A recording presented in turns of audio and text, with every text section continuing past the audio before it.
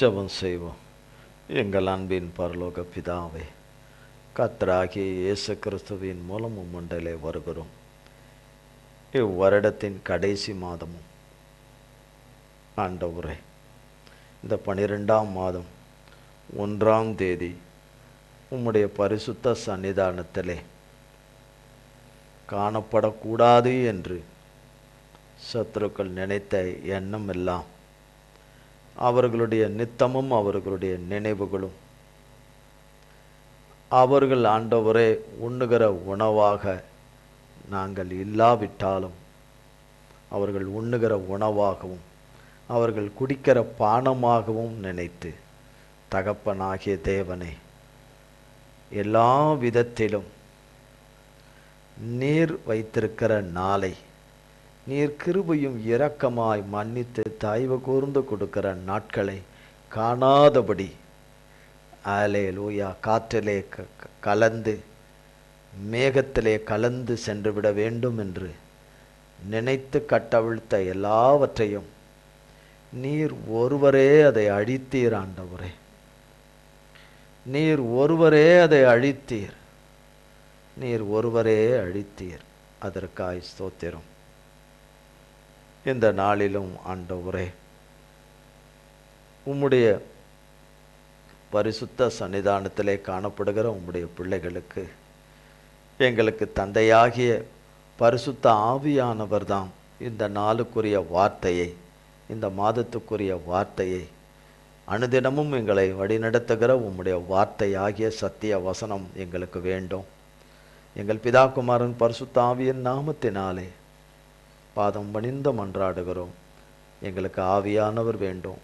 சத்திய ஆவியானவர், பரிசுத்த ஆவியானவர், எங்களை கண்டித்து உணர்த்துகிற ஆவியானவர் எங்களை ஆண்டவரை நித்தமும் வழிநடத்தி நித்திய ஜீவகரையிலே கொண்டு சேர்க்கிற, நித்திய ஜீவனை அடைந்து கொள்ளும்படி பூமியிலே நீர் சிருஷ்டித்த நோக்கமும் சித்தமும் எங்கள் வாழ்க்கையிலே பரலோக தகப்பனுடைய இயேசு மகாராஜாவுடைய நாமமே மகிமைப்படத்தக்கதாக எங்களை நித்தமும் நடத்துகிற, கைவிடாமல் நடத்துகிற ஆவியானவர் தான் வேணும், தகப்பன்தான் வேணும். வாரும் ஆவியானவரே, கிறிஸ்து இயேசுவின் நாமத்தினாலே பாதம் பணிந்து மன்றாடுகிறோம். தந்தையை வேலையை பொறுப்படுத்திக் கொள்ளும், மண்ணோட்டை பொறுப்படுத்திக் கொள்ளும். ஆண்டவரே, மாம்சத்தின் கிரியைகள், வேதத்தில் நீர் கூடாதவைகள், புறம்பானவைகள் ஒன்று கூட என்னிலே காணக்கூடாதபடி கர்த்தராகிய இயேசு கிறிஸ்துவின் நாமத்தின் அக்கினியும் இரத்தத்தின் அக்கினியிலே மன்னிப்பின் அக்கினி என்னிலே சுட்டரித்து சுட்டரித்து சுட்டரித்து சுட்டரித்து போடுவதாக. உம்முடைய நாமமும் இரத்தமும் வார்த்தையும் வசனமும் உம்முடைய தழும்பில் இருக்கிற தெய்வீக சுகமும் ஆரோக்கியமும் பலனும் உம்முடைய சத்தமும் உம்முடைய அபிஷேகமும் உம்முடைய புதிய எண்ணெயலாகிய அல்லேலூயா அபிஷேகமும் ஆனந்த தைலத்தினால் அபிஷேகமும் உம்முடைய 9 வரங்களினாலாகிய அபிஷேகமும் அடைத்த அழைப்பும் தெரிந்து கொண்ட முன்குறித்தலுக்குரிய கிருபையுடைய விசேஷித்த வரங்களும் ஆண்டவரே அல்லேலூயா உம்முடைய சாயலும் அல்லேலூயா உம்முடைய தெய்வீக தன்மையும் தெய்வீக வல்லமையும் பலனும் அக்கினியும் உம்முடைய வெளிச்சமும் கிருபையும் இரக்கமும் தயவும் உம்முடைய பேரன்பும் உம்முடைய அல்லேலூயா உம்முடைய பிரசன்னமும் ஆண்டவரே அளவில்லாமல் என்னையும் உம்முடைய பிள்ளைகளில் ஆராதனையில் பங்கு பெற்றிருக்கிற யாவரையும் ஆட்கொள்வதாக, ஆளுகை செய்வதாக, ஆளுகை செய்வதாக, ஆளுகை செய்வதாக. எங்கள் நித்திய ஜீவனானவரே, எங்கள் சுகத்தின் அதிபதியே, முற்றுமுடிய எங்களை ஆண்டு கொள்ளும், ஆளுகை செய்யும். எங்கள் பிதா குமாரன் பரிசுத்த ஆவியானவராய் மூவராய் ஒன்றாய் இருக்கிற எங்கள் மேல் பலனாகிய இயேசு மகாராஜாவுடைய நாமம் மட்டுமே மகிமைப்படுவதாக. இயேசு கிறிஸ்துவின் மூலம் ஜெபிக்கிறோம் பிதாவே. ஆமீன், ஆமீன். கர்த்தருடைய நாமத்திற்கு ஸ்தோத்திரம். கர்த்தராகிய தேவன் இந்த புதிய மாதத்தில் இந்த 1ஆம் தேதி நம்மை ஒவ்வொரு முறையும் ஒவ்வொரு மாதம் பிறக்கும்போது 1ஆம் தேதி வருது. ஆனால் ஒவ்வொரு மாதமும் வருகிற 1ஆம் தேதி போல் எல்லா 1ஆம் தேதியும் இருக்கிறதில்ல. மாதத்தில் வர்ற ஒவ்வொரு நாளும் ஒரே மாதிரி இருக்கிறதில்ல, ஒரே மாதிரி இருக்கிறதில்ல. ஒரே மாதிரி அவர் தன்மையில் மாறாமல் இருக்கிறவர் கர்த்தர் தான். மனுஷராகிய நம்ம தான் மாறி மாறி போகிறாள். நம்ம மாறி மாறி போகிறாள், மாறி மாறி விகாரப்படுகிறாள். நம்ம குணத்திலிருந்து, நம்மளுடைய பேச்சிலேருந்து, நடக்கையிலேருந்து, செயலிருந்து எல்லாத்துலேயுமே மாறுவோம். மாறவே மாட்டோன்னு சொல்லுவோம், உறுதியாக இருப்போன்னு சொல்லுவோம், தப்பாக எதையும் பேச மாட்டோன்னு சொல்லுவோம், தவறாக எதையும் சிந்திக்க மாட்டோன்னு சொல்லுவோம். சாத்தான் வார்த்தையை எடுத்துக்கொள்ள மாட்டோம்னு சொல்லுவோம், சாத்தானை அடித்து துரத்துவோம். அவனுக்கு நல்லா தெரியும் துரத்துவோமா துரத்த மாட்டோமான்னு. அவனுக்கு மிக நன்றாக தெரியும், மனிதர்களை மிக நன்றாக தெரியும் அவனை துரத்துகிறவர்கள் யார், அவனை இயேசுவின் நாமத்தினாலே அவனுடைய கிரியைகளை சுட்டரிக்கிறவர்கள் யார் என்பது அவனுக்கு மிக நன்றாக தெரியும். கர்த்தரிலே தன்னை திடப்படுத்தி கொண்டு, கர்த்தருடைய வார்த்தையை கொண்டு, வசனங்களை கொண்டு தன்னை திடப்படுத்தி கொண்டு, தேவனை பிடித்து கொண்டு பலனாக எண்ணி சாத்தானை எதிர்க்கிறவர்கள் யார் என்று அவனுக்கு நன்றாய் தெரியும். எதிர்ப்பேன் என்று சொல்லுவோம், ஆனால் எதிர்க்க முடியாமல் போயிடுவோம்.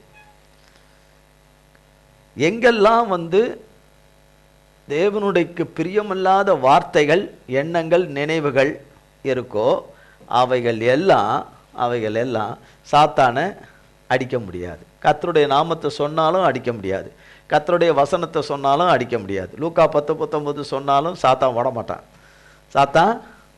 மாட்டான்.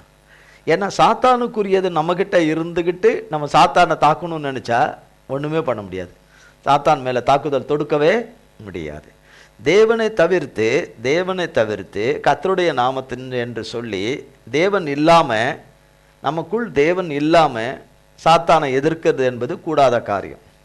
ஒரே அடி அடிச்சு போட்டுருவான் சாத்தான். அப்போ நமக்குள்ள பாருங்க, கடந்த சில நாட்களாக கர்த்தர் பேசித்தான் வந்தார். இருளிலே மின்னல்னு. அப்போ உங்கள் ஒவ்வொருத்தருடைய இதுக்கும் இருள் இருக்குது. அந்த இருளையே மின்னல் வரல. ஏன் வரல? வரணுமே மின்னல் வந்தாதான் சுகவீனத்திலும் சுகத்தின் கிருபை கிடைக்கும், பலவீனத்தில் பலன் கிடைக்கும். நம்முடைய ஆவி, ஆத்மா, சிந்த, மனது, சரீரம் எல்லாம் ஒன்றிணைக்கப்பட்டது. எல்லாமே ஒன்றிணைக்கப்பட்டது, உச்சந்தலேருந்து உள்ளங்கால் வரைக்கும் ஒன்றிணைக்கப்பட்டது. அப்படி இருக்கும்போது உன்னதமானவருடைய பலன் நம்முடைய சூழ்நிலைகள் பயங்கரமான கொடுமையாக இருந்தாலும், அத்தனை கொடுமையாக இருந்தாலும், அந்த கொடுமையில் அவர் வார்த்தையாலும் வசனத்தினாலும் அவருடைய பலத்தினாலும் நிற்க முடியும். அப்போ அந்த நம்மை விட்டு அந்த பலன் போது, நம்மை விட்டு அந்த சுகவீனம் சுகம் நம்மை விட்டு பிடுங்கப்படுது என்று சொல்லும்போது சுகத்தின் அதிபதி நம்ம விட்டு போயிட்டார்னு அர்த்தம். பலத்தின் அதிபதி, பலனை கொடுக்கிற எல்லாமே ஏசப்பா தான். பலனை கொடுக்கிற அதிபதி அவர் தான், சுகத்தை கொடுக்கிற அதிபதி அவர் தான், ஆரோக்கியத்தை கொடுக்கிற அதிபதி ராஜா அவர் தான். பரிசுத்தமான வார்த்தைகளை நாம் பேசாதபடி, மனுஷரை காயப்படுத்துகிற வார்த்தைகளை பேசாதபடி, மனநோவுகளை உண்டு பண்ணுகிற வார்த்தைகளை பேசாதபடி, கெட்ட வார்த்தைகளை பேசாதபடி. இந்த மெட்ராஸில் பேசுகிறாங்க பாருங்க, மெட்ராஸ்ன்னா எந்தெந்த ஊரோ அந்தந்த ஊருக்கு தகுந்த கெட்ட வார்த்தைகள் பேசுகிற வார்த்தைகள் எல்லாமே வாயில் அது சொல்ல முடியாதபடி, காது கொடுத்து கேட்க முடியாத வார்த்தைகள் வரும்போது சாத்தான் அங்கு குடிகொண்டுடுறான். காண வருகிற மனுஷர்கள் மூலமாகவும் சாத்தான் உள்ள பூந்துடுறான். கர்த்தருடைய அன்பும் பாசத்தை தவிர பூமியில் வேற எந்த மனுஷங்கிட்டையும் கிடையாது. கர்த்தர்கிட்ட இருக்கிற அன்பு, பாசம் வேற எந்த மனுஷர்கிட்டையும் கிடையாது. பெத்த மகனாக இருக்கட்டும், மகளாக இருக்கட்டும், யார்கிட்டையுமே கிடையாது. அதை நம்பி மோசம் போகிறார்கள். அப்படியே விழுந்து அப்படியே விழுந்து விடுகிறார்கள். கர்த்தராகிய இயேசு கிறிஸ்து நமக்கு அழகாக எழுதியிருக்கிறார், எனக்கு மேலே என்னை தவிர்த்து அதாவது கர்த்தருக்கு மேலே உன் தகப்பனையோ, உன் தாயையோ, உன் உடன் பிறந்த சகோதரனையோ, சகோதரியோ, உன் மகனையோ, மகளையோ, உன் பேரனோ, பேத்தியோ, உன் உறவுல எதுவோ, உனக்கு உரிய மனுஷன் யாரோ, அல்லது உன் சொத்து, சுதந்திரம், வீடு, வாசல் எதுவோ, உன் பெயர், புகழ் எதுவோ, உன் திறமை, தாளந்து, சம்பாத்தியம், சகலமோ, உன் ஐஸ்வர்யம் எதுவோ, கர்த்தருக்கு மேலே நீ வச்சா நீ கர்த்தருடைய மகனாக, மகளாக இருக்கவே முடியாதுன்னு சொல்லிட்டார். அவனோடு அவளோடு எனக்கு பங்கே கிடையாதுன்னு சொல்லிட்டார். எழுதியிருக்கிறாரா இல்லையா? வேதத்தில் புதிய ஏற்பாட்டில் எழுதி வச்சிருக்கிறாரு. என்னை காட்டிலும் உன் பிள்ளைகளுக்கு நீ அந்த பாசத்தை காட்டினா, அன்பை வச்சிருந்தியன்னா, உன்னிடத்துல எனக்கு பங்கே கிடையாது. நீ தேவனை காட்டிலும் உன்னையே நீ நேசித்துக்கிட்டு இருந்தியானா அதுலேயும் உனக்கு பங்கு கிடையாது. உன் உள்ளத்தில் இருப்பது இயேசு மட்டும்தான் இருக்கணும். உன் நம்பிக்கையும் உன் நம்பிக்கையின் நாயகராய் இருக்கிற, உன் சுகத்தின் நாயகராய் இருக்கிற, உன் தீர்க்காயுசின் நாயகராய் இருக்கிறவர், நமக்காக ஜீவனை சிலுவையிலே கொடுத்தவர், தகுதியில்லாத நமக்கு சிலுவையிலே நம்ம மன்னித்து ஜீவனை கொடுத்து சாத்தானை ஜெயித்தவர், நம் பாவ சாபங்களை எல்லாம் சிலுவையிலே அழித்தவர், நமக்காக அத்தனை அவமானங்களை ஏற்றுக்கொண்டவர், கெட்ட கெட்ட வார்த்தைகளை பேசுகிற நம்மை பார்த்து அருவருக்காதபடி, கெட்ட நடக்கை உடையவர்களாகிய நம்மை பார்த்து, அன்பற்றவர்களாகிய நம்மை பார்த்து, மனுஷர்களையே நேசிக்கிற நம்மை பார்த்து, சாத்தானுடைய மனுஷர்களை நேசிக்கிறவர்களை பார்த்து, அவர்களையும் பார்த்து, நம்ம எல்லாரையும் பார்த்து தான், பிதாவே இவர்கள் செய்கிறது இன்னதென்று அறியாதிருக்கிறார்கள், இவர்களை மன்னியும் என்று மன்னித்த மன்னிப்பு. அந்த மன்னிப்பு சிலுவையில் கிறிஸ்து இயேசு கொடுத்ததுனால தான், அவர் சிந்தின இரத்தத்தினால தான், அவர் நம்ம சிலுவையில் அவர் பட்ட பாடுகளினால தான், நம்முடையது எல்லாம் அவர் சிலுவையில் சுமந்து தீர்த்ததுனால தான், சாத்தானின் தலையை நசிக்கிறதுனால தான், பிசாசின் கிரியைகளை அழித்ததுனால தான். எத்தனை முறை கம்யூனியன் கூடிய பங்கு பெற்றிருக்கிறோம். கம்யூனியன் என்னென்ன? திருவிருந்து, அப்பம். இந்த அப்பத்தை ஒருத்தர் உண்மையிலேயே மனம் திருந்தி, நான் உண்மை ஏசப்பா பிள்ளையா இருக்கிறேன்னு சொல்லி உண்மையாக சொல்லி அந்த அப்பத்தை சாப்பிட்டிருந்தால், அந்த திராட்சை ரசத்தை குடித்திருந்தால், உன்னதமானவருடைய பலன், உள்ளான மனுஷனுக்குள்ள இருக்கிற பலன் போகவே போகாது.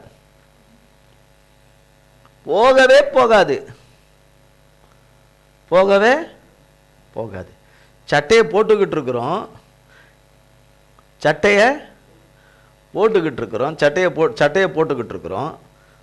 சட்டையை கழட்டி ஒரு இதில் தொங்க விட்டால் அதில் தொங்கின்னு தான் கிடக்கும். அது அவ்வளோதான். சட்டை அந்த ஆங்கிலிருந்து கீழே வந்தால் தொப்புன்னு கீழே விழுந்துடும். சட்டைக்கு மேன்மை கிடையாது. சட்டையை காட்டிலும் சரீரம் தான் மேன்மையானது. சரீரம்னா சட்டை வேலைக்காக. சரீரத்தை காட்டிலும் உள்ள ஜீவனை கொடுத்தாரே, அந்த ஜீவன் அதை காட்டிலும் மேலானது. உள்ளான மனுஷனுக்குள்ள உன்னதமானவருடைய பலன் இந்த ஜீவ அப்பத்தில் வந்துடுது. இந்த ஜீவம் என்ன? ஜீவ அப்பம் என்ன? தேவனுடைய வார்த்தை தான் மனுஷகுமாரனாய் வந்தவர். மனுஷகுமாரனாய் வந்து சரீரத்தை பிக்க கொடுத்தவர். எத்தனை முறை அப்போ கம்யூனியனில் பங்கு பெற்று இருக்கிறோம். அபாத்திரராய் ஒரு நாளும் பங்கு பெறக்கூடாது. ஒருவரை ஒருவர் மன்னிக்காமல் இருந்துகிட்டு பங்கு பெறக்கூடாது. ஒருவரை ஒருவர் விரோதம் பாராட்டிக்கிட்டு பங்கு பெறக்கூடாது. எரிச்சலும் கோபமும் உக்கிரமமாக இருந்துக்கிட்டு பங்கு பெறக்கூடாது. தேவனுடைய கோபத்துக்கு ஆளாயிருவோம்னு எழுதப்பட்டிருக்கு. அதெல்லாம் உங்களுக்கு வாசிக்கிறது இல்லை. திருவிருந்தப்போ நிறைய வசனங்கள் இருக்குது, அதெல்லாம் வாசிக்கிறது இல்லை. அப்போ அந்த பலன் எங்கே போச்சு? எத்தனை மாதிரி அறிக்கை பண்ணியிருக்கிறோம். சாத்தானை அப்படி வரட்டுவோம், இப்படி வரட்டுவோம், அப்படி துரத்துவோம், அப்படி அடிப்போம், இயேசுவின் நாமத்தினால துண்டகான துணியகானன்னு அடிப்போன்னு. துண்டகான துணியகானன் கிடக்கிறது யாரு? அவருடைய பிள்ளைன்னு சொல்கிறவங்க தானே. அப்போ அங்கே ஏசப்பாவுடைய நாமம் எங்கே போச்சு? லூக்கா 10:19 எங்கே போச்சு? அவர் கொடுத்த கிருபைகள்லாம் எங்கே போச்சு? போச்சு. கஷ்டம்னா கஷ்டம், எத்தனை கஷ்டம் இருந்தாலும் அந்த கஷ்டத்தை நிச்சயமாக கர்த்தர் போக்குவார் என்ற நம்பிக்கை நம்மக்கிட்ட சாகாமல் இருக்கிறது தான் கர்த்தர் இருக்கிறார்னு அர்த்தம். எனக்கு இந்த சுகவீனத்தில் அவர் எனக்கு சுகத்தை கொடுப்பாருன்னா நான் அவர் பிள்ளையாக பேசணும், நடக்கணும், செயல்படணும். எல்லாமே நடந்தும் அநேகருக்கு சுகவீனங்கள் போகாமல் இருக்கிறவங்க எவ்வளோ பேர் இருக்காங்க. அது பாடுகளை அனுமதிக்கிறது கர்த்தர். அதிலெல்லாம் அநேகர் நீங்கள் யாரும் என்ன செய்யறதில்ல, போகிறது கிடையாது. தேவன் அனுமதிச்சு போகிறது கிடையாது. தேவன் அனுமதிக்காததை வாங்கிக்கிட்டு இருக்கிறது. தேவன் அனுமதிச்சதை வாங்கணும்னு அது தனி நடத்துதல் காத்திருக்கு. அப்போ அந்த சுகம் கொடுக்குற அந்த ஆண்டவர்கிட்ட மன்னிப்பு கேட்டு நம்ம என்ன பேசுகிறோன்னு நமக்கு நல்லா தெரியும், என்ன நடக்கிறோம் கொள்றோன்னு நமக்கு நல்லா தெரியும், என்ன சிந்திக்கிறோம் கொள்றோன்னு நமக்கு நல்லா தெரியும், என்ன புலம்புறோம் கொள்றோன்னு நமக்கு நல்லா தெரியும். அப்போ கர்த்தர்கிட்ட நம்ம மன்னிப்பு கேட்டு, கிருபையாய் மன்னிப்பு கேட்டு, என்னை மன்னிச்சிருங்க, இனி ஒருபோதும் நான் அப்படி இருக்க மாட்டாண்டவரை, நீர் கொடுத்த சுகத்தை நான் காத்துக்கொள்ளாமல் போயிட்டேன், நீர் கொடுத்த பலனை நான் காத்துக்கொள்ளாமல் போயிட்டேன், நீங்கள் எனக்கு கொடுத்த பாதுகாப்பை நான் திறந்து விட்டுட்டேன், மனுஷரையே நான் பார்த்துடுறேன், மனுஷர் மேலமையே நான் அன்பு போயிடுறேன், அதிலே போய் இழுப்புண்டு உள்ள போய் உளுந்துடுறேன். என்னுடைய உள்ளத்தில் பல பாகுபாடுகள் இருக்குது, பலவிதமான வித்தியாசமான போங்குகள் இருக்குது, வித்தியாசமான எண்ணங்கள் இருக்குது. என்னை மன்னிச்சிருங்கன்னு நம்ம எல்லா விதத்திலையும் மன்னிப்பு கேட்கணும். எல்லா விதத்திலையும் நம்ம எப்படி என்று உள்ளும் புறமும் நம்மளை பற்றி நல்லா தெரிஞ்சு வச்சிருக்கிறார் கர்த்தர். தெரிஞ்சாமல்லாம் இல்லை, அவர் தெரிஞ்சு வச்சிருக்கிறத எல்லாமே நம்மகிட்ட பேசிட்டாருன்னா நம்ம பொத்துன்னு விழுந்துருவோம் தரையில். அப்படி கீழே விழுந்துருவோம், மல்லாக்கா விழுந்துருவோம். இப்படி இல்லை, மல்லாக்கா விழுந்துருவோம், தொபின்னு விழுந்துருவோம், அவ்வளோதான். அப்படிலாம் நம்ம மேலே அன்பு வச்சிருக்கிறதுனால அப்படி சொல்கிறதில்ல. நாமே நிதானித்து பார்த்தோமானால் நாம் எப்படி இருக்கிறோம் என்பதும், கர்த்தரோடு இருக்கிறோமா சாத்தானோடு இருக்கிறோமான்னு தெளிவாக தெரிஞ்சிடும். தெளிவாக தெரிஞ்சிடும். உங்களை ஒரு குத்து விடுறான் அப்படின்னா எனக்கு 100 குத்து விடுறான். உங்களை போல மனுஷர் தானே நானும். உங்களை ஒரு குத்து விடுறான், ஏன் கேட்கவே இல்லையா? எல்லாருக்கும் என்ன தலையை தொங்க போட்டு அடிச்சு தலையை கவுத்து விட்டுக்கிறான். தலையை நிமித்த முடியலையா? தலையை நிமித்த முடியலையா? தலை மேலே ஏறி உட்காந்துருக்கிறான், நிமித்த முடியாதா? தலையில் உட்காந்துருக்கிறவனை என்ன செய்யணும்? அடித்து வரணும் இல்லையா? நம்ம என்ன இப்போ கும்பிட வந்திருக்கிறோன்றதுக்காக கீழே கும்பிட்டுக்கினே கும்பிட்டுக்கணும் இருப்போம், தலையை கும்பிட்டுக்கின்னு.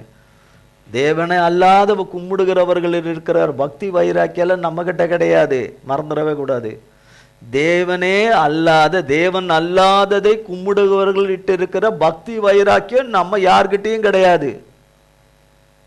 தன்னை ரட்சிக்க மாட்டாத தெய்வத்தை அவன் வச்சிருக்கிற நம்பிக்கைக்கு நம்மெல்லாம் அந்த நம்பிக்கைக்கெல்லாம் கிட்ட வர முடியாது.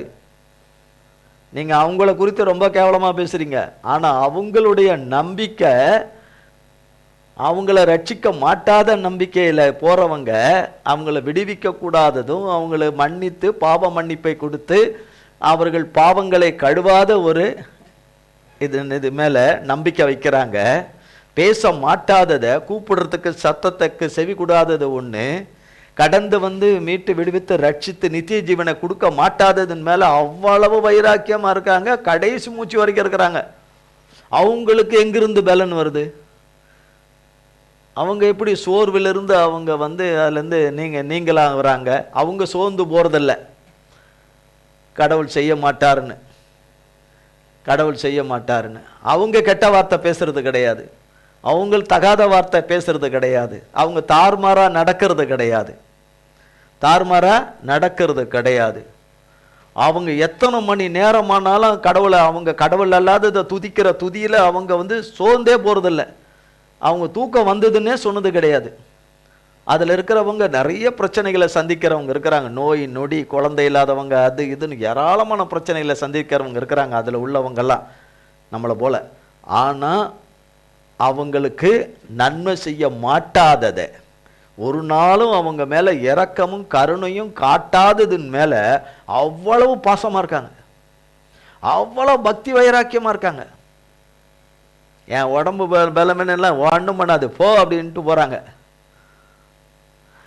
அப்படி எரிஞ்சு போகிறவங்க இருக்கிறாங்க. ஆனால் பலனை கொடுக்கிறவரும், ஜபத்தை கேட்கிறவரும், விண்ணப்பத்தை கேட்கிறவரும், கண்ணீரை காண்கிறவரும், நம் பெருமூச்சை கேட்கிறவரும், நம் அங்கலாய்ப்பை அறிந்து இருக்கிறவரை காண்கிற தேவன், கேட்கிற செவிகளை உடைய தேவன், மனம் இறங்கி மனதுருகி வருகிற தேவன், அன்பு காட்ட வருகிற தேவன், அரவணைக்க வருகிற தேவன், தப்புவித்து காப்பாற்ற வருகிற தேவன், வழக்காட வருகிற தேவன், யுத்தம் பண்ண வருகிற தேவன், நமக்காக பரிந்து பேச வருகிற தேவன், நமக்காக ஒத்தாசை செய்ய வருகிற தேவன், நமக்காக துணை செய்ய வருகிற தேவன், நமக்காக ஜெயத்தையும் மீட்பையும் விடுதலையும் கொடுக்கிற வர தேவன், சொன்ன வார்த்தையை சொன்னபடி நிறைவேற்றுகிறபடி செய்கிற தேவன், வாக்கு மாறாத தேவன். அந்த தேவனை எப்போ ஒரு நிமிஷத்தில் மறந்துடுறது, ஒவ்வொரு நிமிஷமும் மறந்து, அந்த நேரத்துக்கு தான் கர்த்தரை பற்றி நல்லா பேசுறது, கர்த்தரை பற்றி உயர்வாக பேசுறது, அடுத்த செகண்டே பிச்சுக்கிட்டு போயிடுறது. இதெல்லாம் கர்த்தருக்கு எப்படி இருக்கும்? ஆனால் மனுஷரை மாதிரி இல்லாததுனால்தான் அவர் திரும்ப திரும்ப நம்மளை மன்னித்து அன்பை காட்டுறாரு. அதுக்காக நம்ம இப்படியே போனால் நம்ம பரலோகம் போக முடியாது. நம்ம பையன் பரலோகத்தை கூட்டிகிட்டு போக மாட்டான். முதல்ல யாரோ அவங்கவுங்க பரலோகத்துக்குரிய சகல கிருபையும் இங்கே பெற்றுக்கொண்டால் தான் பரலோகத்துக்கு போக முடியும். இல்லைன்னா யாரும் பரலோகத்துக்கு போக முடியாது. ஒருவரை ஒருவர் நன்றி உள்ளவங்களாக இருக்கணும், ஒருவரை ஒருவர் பாரத்தை ஒருவர் சுமக்கணும், ஒருவரை ஒருவர் கரிசனையாக விசாரித்து அவங்களுக்குள்ள அன்பு பரிமாற்றங்கள் இருக்கணும், மன்னிக்கிற தன்மை இருக்கணும், அரவணைக்கிற தன்மை இருக்கும். வாயிலிருந்து வர வார்த்தை ஒரு மனுஷனுடைய காயத்தை ஆற்றணும். அதெல்லாம் எதுவுமே இல்லாமல் நம்மளை நம்ம பிரதாபப்படுத்திக்கிட்டு நம்ம என்ன பேசினாலும் கர்த்தர் அதுக்கு ஆமே எல்லாம் சொல்கிறதுக்கு மனுஷன் அல்ல. அது மனுஷன் அல்ல, மனுஷன் அல்ல அல்ல. சொல்லப்படுகிறது கர்த்தருடைய வார்த்தை, நீர் என் கூப்பிடுதலின் சத்தத்தை கேட்டீர். நீர் என் கூப்பிடுதலின் சத்தத்தை கேட்டீர். திரும்பவும் சொல்கிறேன், நீர் என் கூப்பிடுதலின் சத்தத்தை கேட்டீர் என்று சொல்லப்படுது. இது யாரு? கர்த்தருக்கு பயப்படுகிறவங்க, கர்த்தருக்கு பயந்து அவர் வழியில் நடக்கிறவங்க. ஒரு நேரம் நடக்காம போயிட்டாலும் திரும்ப கர்த்தர்கிட்ட வந்து நடக்கிறவங்க. ரெண்டு விதமா சொல்லலாம். வந்து நடக்கிறவங்க, ஒரு நேரம் கர்த்தருடைய வார்த்தைக்கு கேட்டு நடந்தவங்க, ஒரு நேரம் கேட்டு நடக்காம போனவங்க, கீழ்ப்படியாம போனவங்க, இப்ப கீழ்ப்படுகிற பிள்ளைகளாக கர்த்தருடைய கிருபையில வந்துட்டவங்க, அவரால் மீட்கப்பட்டு அவர் சமூகத்துக்கு வந்தவங்க, நித்தமும் அவரை தேடுறவங்க, நாடுறவங்க, கூப்பிடுறவங்க, கதறவங்க. இன்னைக்கு இப்படி பேசியிருக்க ஆண்டவரை, இந்த வார்த்தை சரியில்லை, என்னை மன்னிச்சிருங்கன்னு உடனே மன்னிப்பு கேட்கறவங்க, அதை கேட்டு அதை விட்டுறவங்க. ஆண்டவரை இன்னைக்கும் அது சரியில்லை போல இருக்கு, இந்த வார்த்தை சரியில்லை போல இருக்கு, நான் இப்படி நடந்திருக்க கூடாது, நான் இப்படி பண்ணியிருக்க கூடாது, இப்படி எண்ணியிருக்க கூடாது, இப்படி நான் உளறி இருக்க கூடாது, இப்படி நான் அவிவிசுவாசமா பேசியிருக்க கூடாது, மன்னிச்சிருங்க ஆண்டவரே, மன்னிச்சிருங்க. இந்த இடத்துல நான் பிள்ளைக்கு அன்பு காட்டியிருக்கணும், மகன் குடும்பத்துக்கு மன்னிப்பு காட்டியிருக்கணும், என் சகோதர சகோதரிக்கு மன்னிப்பு காட்டியிருக்கணும், கிறிஸ்துவின் நிமித்தமாக வர சகோதரன் சகோதரிக்கு அன்பு காட்டியிருக்கணும். ஆண்டவரே உமக்கு நான் உதாரணமாக கொடுத்துருக்கணும், நான் அதை செய்யலை, நான் வஞ்சித்துட்டேன். மனுஷருக்கு கொடுக்குறேன், ஆனால் உமக்கு கொடுக்கறதுக்கு நான் என்ன பண்ணுறேன்? கணக்கு பார்க்குறேன். ஆனால் ஆண்டவரே நான் தப்பு செஞ்சுட்டேன், நான் தவறு செஞ்சுட்டேன், எனக்குன்னு தான் நான் பார்த்துக்கிறேன். ஆண்டவரே உங்ககிட்ட நான் என்ன செய்யணும்னு நான் கேட்கல, என்னை மன்னிச்சிருங்க ஆண்டவரே, மன்னிச்சிருங்க. நான் எனக்கு மட்டுமே ஜெபம் பண்ணிக்கிறேன், என் பிள்ளைங்களுக்கு மட்டும் ஜெபம் பண்ணிக்கிறேன், என் பிரச்சனை தீக்கிற காரியத்துக்கு மட்டும் ஜெபம் பண்ணிக்கிறேன். ஆனால் என்னுடையவங்களுக்கும் சபையில் உள்ளவங்களுக்கும் இந்த தேசத்துக்கும் தேசத்தின் மக்களுக்கும் பரிசுத்தவான்களுக்கும் பரிசுத்தவாட்டிகளுக்கும் ஆண்டவரே இந்த தேசத்தை ஆளுகிறவர்களுக்கும் நான் ஜெபம் பண்ணுறதில்லை. அதை நான் ஜெபம் பண்ணணும். எனக்கு தெரிஞ்சு கேள்விப்பட்டு சுகவீனமாக இருக்கிறவங்க, பலவீனமாக இருக்கிறவங்க, படுக்கையில் இருக்கிறவங்க, பிரச்சனையில் இருக்கிறவங்களுக்கு நான் ஜெபம் பண்ணலை, ஜெபம் பண்ணணும். இந்த மாதிரி எல்லா விதத்திலும் கர்த்தரிடத்துல ஜெபம் பண்ணி கர்த்தருக்கு எல்லா விதத்திலும் ஸ்தோத்திரமும் நன்றியும் செலுத்தி கொண்டு வந்தாதான் அந்த ஜெபத்தை கர்த்தர் கேட்பாரு. இல்லைன்னா அந்த ஜெபத்தை கர்த்தர் என்ன செய்ய மாட்டாரு? கேட்க மாட்டாரு. யோனாவின் புஸ்தகம் 2ஆம் அதிகாரம், யோனாவின் புஸ்தகம் 2ஆம் அதிகாரம்.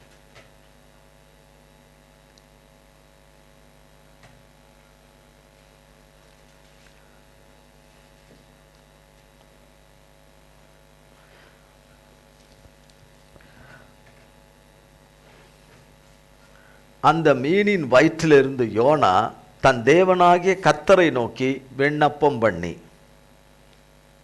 வாசிங்கப்பா, 2ஆம் அதிகாரம் 1ஆம் வசனத்திலிருந்து வாசிங்கப்பா. அந்த மீனின் வயிற்றிலிருந்து யோனா தன் தேவனாகிய கர்த்தரை நோக்கி விண்ணப்பம் பண்ணி. எந்த வயிற்றிலிருந்து? மீன் வயிற்றிலிருந்து. இப்ப நம்ம மீன் வயிற்றுக்குள்ளேயா இருக்கோம்? சொல்லுங்களேன், எத்தனை நம்ம இருக்கிறவங்க எத்தனை பேர் சொல்லுங்க, எதனுடைய வயிற்றுல இருக்கிறோம்? மீன் வயிற்றுல இருக்கிறாரு. யாரு? யோனா மீன் வயிற்றுக்குள்ள இருக்கிறாரு. பெரும்பாலும் மீன் யார் வயிற்றுக்குள்ள இருக்கும்? பொதுவா மீன் யார் வயிற்றுக்குள்ள இருக்கும்? உயிரோடு இருக்கிற மீன் நம்ம வயிற்றுக்குள்ளே போச்சுன்னா நம்ம கதை அவ்வளோதான். அதை என்ன செய்திடுறோம்? சமைச்சு உள்ளே போயிடுது. ஆக சமைச்சு மீன் உள்ளே போயிடுது, மனுஷனுடைய வாயில் வந்து வயிற்றுக்குள்ளே போயிடுது, வாய் வழியாக வயிற்றுக்குள்ளே போயிடுது. ஆனால் இங்கே வித்தியாசம் என்ன? இப்போ மீன் வயிற்றுக்குள்ளே யார் இருக்கா? யோனா இருக்கிறாரு. கர்த்தர் பேச்சை கேட்காம, கர்த்தர் சொல்ல கேட்காம, கீழ்ப்படியாமல் செவி கொடுக்காம முரட்டாட்டம் பண்ணி, நம்மளை போல முரட்டாட்டம் பண்ணி வேற ஒரு இடத்துக்கு போயிடுறாரு. கடவுளுடைய விருப்பத்துக்கும் சித்தத்துக்கும் மாறா போனாலும் கூட கர்த்தராகிய தேவன் அவர் மேலே வச்ச அந்த அழைப்பும் தெரிந்து கொள்ளுதல் மாறாதது என்பதை விளங்க பண்ணும்படி அவர் அன்பு மாறாதது என்பதை அதனால தான் தெரிந்து கொள்ளப்பட்டவர்களும் அழைக்கப்பட்டவர்கள் ரொம்ப முக்கியம். தேவனால, ரொம்ப அவங்களால அல்ல, தேவனால முக்கியம். அதனால தான் தேவன் போய் அவரை பிடிக்கணும்னு வராரு. அவருக்கு முதலாவது உணர்த்தணும்னு வராரு. அதனால தான் அத்தனை புயல் சீற்றங்கள் இதெல்லாம் நம்ம போனால் நிறைய போகும் நேரம். அவன் புயல் சீற்றங்கள் அத்தனை. அப்போ புயல் சீற்றங்கள் என்று சொன்னாலே நமக்கு உடம்பு சரியில்லை, அது பிரச்சனை, இந்த பிரச்சனை எல்லாம் புயல் தான். பாருங்க, சுகத்தை கொடுத்துக்கிட்டு வரும்போது சுகத்தின் அருமை தெரியாது. சுகம் கொடுத்துக்கிட்டு இருக்கும் போது சுகம் ஒரு பெரிய ஐஸ்வர்யம். ஒரு ஆமேன்னு சொல்லுங்களேன். சுகம் எவ்வளவு பெரிய ஐஸ்வர்யம் சொல்றேன்ல. சுகமா இருக்குது. என்னவா இருக்கு? சுகமா இருக்குது, சுகமா இருக்குது அப்படின்னு சொல்றோம்ல, சொல்றாங்க. சிலர்லாம் நிறைய பேர் பேசும்போது சொல்றாங்க, ஒரு இடத்த பார்த்துட்டு, அட்டே எங்க அப்பா சொர்க்கமே இங்கே தான் இருக்குது அப்படின்றாங்க. ஒரு வெளியில் பார்க்க போகிறவங்க, சுற்றி பார்க்க போகிறவங்க, ஒரு குறிப்பிட்ட சில இடங்கள், பார்க்காத இடங்கள், கேள்விப்படாத இடங்கள், இந்த மாதிரி கண்ணுக்கும் மனதுக்கும் மனரம்பியமாக இருக்கிற இடத்த பார்த்துட்டு, அடாடாடாடாடா இந்த மாதிரி இடமா, இது சொர்க்கலோகம் அப்படின்றாங்க. உண்மையிலேயே பரலோகம் எப்படி இருக்குன்னு யாருக்குமே தெரியாது. அதுக்கும் இதுக்கும் சம்மந்தமே கிடையாது. மனுஷர் பூமியிலே காண்கிற கண்களின் காட்சிக்கும் அவர்கள் மனதிற்கு பிரியமான இடங்களும் காட்சிகளுக்கும் பரலோகத்துக்கும் சம்பந்தமே கிடையாது. அது எல்லையில்லாத, ஒப்பிடப்பட முடியாத ஒரு இடம். அது மிகுந்த சந்தோஷத்தையும் மிகுந்த மன ரம்பியத்தையும் இளைப்பாறுதலை கொடுக்கிற ஒரு இடம். அது எந்த ஒரு கவிஞனாலும் எந்த ஒரு மிக சிறந்த ஓவியனாலும் வரைய முடியாத, கற்பனையினால வரைய முடியாத, எண்ண முடியாத ஒரு இடம் அது பரலோகம். சொர்க்கம் என்கிற அந்த பரலோகம். எதை பார்த்தாலும், யாரை கண்டாலும் இது சொர்க்கம் மாதிரி இருக்குது, இது சொர்க்கம் மாதிரி இருக்குது. அதை பார்த்தா, ஒரு ஆறை பார்த்தா சொர்க்கம் மாதிரி இருக்குது, ஒரு தோலை வனத்தை பார்த்தா சொர்க்கமாக இருக்கிற மாதிரி இருக்குது, ஒரு மலைகளை பர்வதங்களை பார்த்தா சொர்க்கமாக இருக்குது, ஒரு பனி நிறைந்த இடத்த பார்த்தா அடாடாடா சொர்க்கலோகமாக இருக்குது. அங்கே போனால் எப்படி இருக்கும்? அதனுடைய இதுவே வேற, அதுவே வேற வேற. நாம் படங்களிலே காண்கிற தேவனை போல நேரில் தேவன் அப்படி கிடையாது. தேவன் 16,000 சிறந்தவர் அல்ல, உலகத்தில் எல்லோரிலும் சிறந்தவர். 16,000 பேரில் சிறந்தவர்லாம் கிடையாது. அது எப்படி எழுதப்பட்டதோ நமக்கு தெரியாது. ஆனால் எத்தனை ட்ரில்லியன் கோடி மக்கள் இருந்தாலும் சரி, அதுக்கு மேலே மனுமக்களுக்கு மேலே அவர் மிக அழகானவர். மனுஷனே இவ்வளோ அழகாக படித்தார்னா அவர் எவ்வளோ அழகாக இருப்பார், எவ்வளோ அழகா. அப்போ எந்த 16,000 பேருக்கு அவர் வருவார்?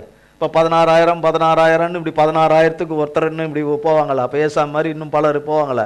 அவர் ஒருத்தர் தான். அவர் அன்பிலும் அவர் ஒருத்தர் தான், அழகிலும் அவர் ஒருத்தர் தான், மன்னிப்பிலும் அவர் ஒருத்தர் தான், கிருபையிலும் அவர் ஒருத்தர் தான், இரக்கத்திலும் அவர் ஒருத்தர் தான், மன உருக்கத்திலையும் அவர் தான், வார்த்தையில் உண்மை உள்ளவர்களே அவர் ஒருத்தர் தான், வல்லமை மகா வல்லமையிலும் அவர் ஒருத்தர் தான், பராக் எல்லாமே அவர் ஒருத்தர் தான், சகலவற்றிலும் அவர் ஒருத்தர் தான், அவர் ஒருத்தர் தான். அப்போ இங்கே அத்தனை புயல் வீசுவது போல, உணர்த்துக்கிறது போல இங்கே எல்லாம் நடந்தாலும் கடைசியில் அவருக்கு தெரிஞ்சிட்டு கர்த்தர்தான்னு சொல்லிட்டு நமக்கு எல்லாருக்கும் தெரியும். இப்போ ஒரு மீன் வயிற்றுக்குள்ளே இருந்து, மீன் வயிற்றுக்குள்ளே அதில் அமிலத்தன்மைலாம் இருந்தது. அதெல்லாம் நம்ம நிறைய கேட்டிருப்போம். அமிலத்தன்மை இருந்தால் அரிச்சிடும், நம்மளை அரித்து சாவடிச்சிடும். அதெல்லாம் இல்லாதபடி செய்து மீனை ஃபாஸ்டிங் போட வச்சு 3 நாளைக்கு ஃபாஸ்டிங். மீன் வாழ்நாளில் மீன் எங்கேயாவது 3 நாள் ஃபாஸ்டிங் இருந்திருக்குமா?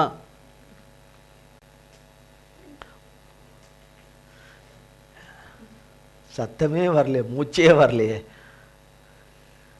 மீன் எங்கேயாவது ஃபாஸ்டிங் இருந்திருக்குமா? 3 நாள் ஃபாஸ்டிங் இருந்திருக்குமா? அதுவும் எது 72 மணி நேரம், 72 மணி நேரம் ஃபாஸ்டிங் இருந்திருக்குமா?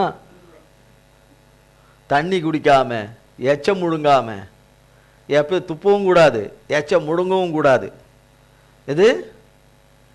எதுவும் எச்சம் முழுங்கவும் கூடாது, எந்த தண்ணியும் குடிக்கக்கூடாது, எந்த சாப்பாடும் கிடையாது, தண்ணியும் கிடையாது, எதுவும் கிடையாது. 72 மணி நேரம் எந்த இடத்துக்கும் அது போகக்கூடாது. எனக்கு ஒரு மாதிரி பண்ணுது அப்படின்னு போகவும் கூடாது, எதுவும் பண்ணக்கூடாது. அது அப்படியே இருக்கணும். மீன் ஒரு இடத்துலையே இருக்குமா? தண்ணியில் முதல்ல நம்ம இருக்கிறோமா ஒரே இடத்துல? இல்லை இல்லை.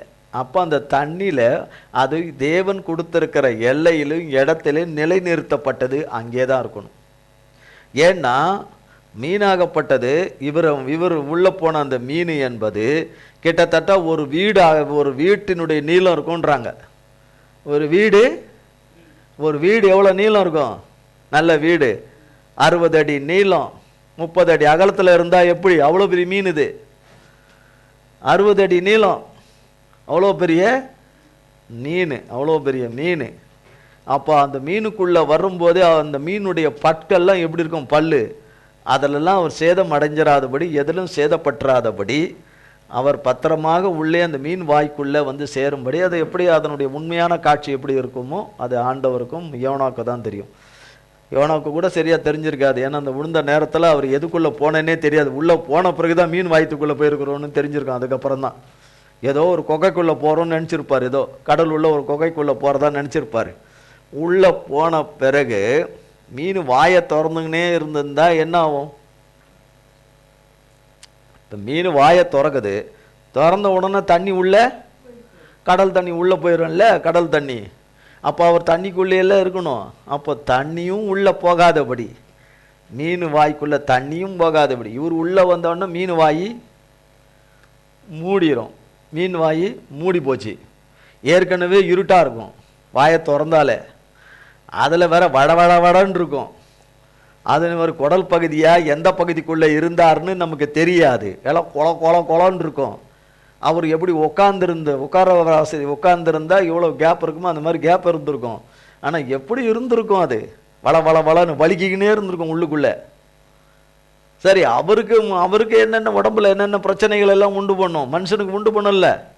நம்ம இருந்தால் ஒரு இடம் அப்படி போகிறோம் வரோம், பல காரியங்களை செய்கிறோம்ல, எதுவுமே செய்ய முடியாதபடி முற்றிலுமாக. அதனால தான் சொன்னார், பாதாளத்துக்கு உள்ளே இருக்கிறேன், அது உள்ளே கிடக்கிறேன், எதுவுமே செய்ய முடியாதபடி உள்ளே கொண்டு லாக் பண்ணிட்டார்.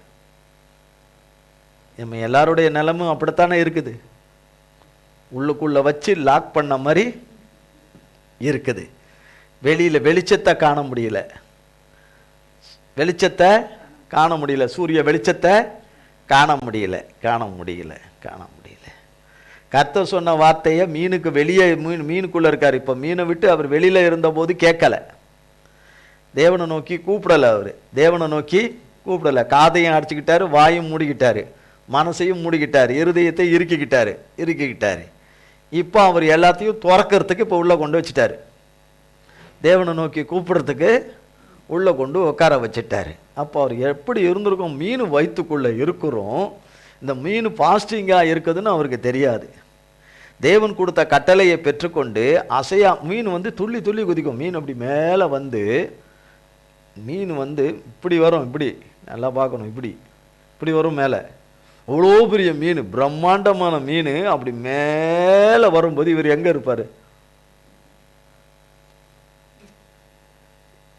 இப்படியே போனால் எல்லாரும் என்ன ஆகும்?